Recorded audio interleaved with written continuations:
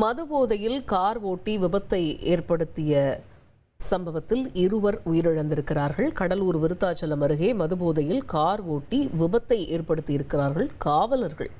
இந்த சம்பவத்தில் 2 பேர் உயிரிழந்திருக்கிறார்கள், இருவர் படுகாயமடைந்திருக்கிறார்கள். இது பற்றிய கூடுதல் தகவல்களை செய்தியாளர் தேவநாதன் விவரிக்க கேட்போம்.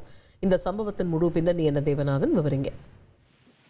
கடலூர் மாவட்டம் ஆவினங்குடி காவல் நிலையத்தில் சிறப்பு உதவி ஆய்வாளர் இருப்பவர் ராஜேந்திரன் மற்றும் அதே காவல் நிலையத்தில் இமாம் ஹுசேன் என்ற ஒரு காவலரும் பணிபுரிஞ்சிட்டு இருக்காங்க.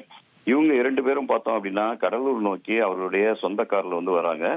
வரும்பொழுது கடலூர் மாவட்டம் அன்னவெளி அருகே வரும்போது பார்த்தோம் அப்படின்னா கார் கட்டுப்பாட்டை இழந்து சாலை ஓரம் நின்று கொண்டிருந்தவர்கள் மீது மோதுகிறது. இதுல ஜெயராஜ் மற்றும் குப்பன் ஆகிய 2 பேர் உயிரிழந்து விட மற்ற 2 பேர் படுகாயங்களுடன் கடலூர் அரசு மருத்துவமனையில் அனுமதிக்கப்பட்டிருக்காங்க.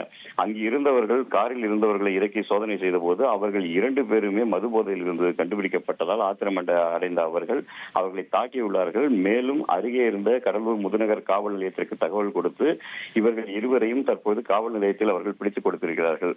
கடலூர் முதுநகர் போலீசார் இது குறித்து வழக்கு பதிவு செய்து அந்த 2 காவலர்களையும் தற்போது கைது செய்துள்ளதுடன் அவர்கள் ஓட்டி வந்த காரையும் தற்போது பறிமுதல் செய்துள்ளார்கள்.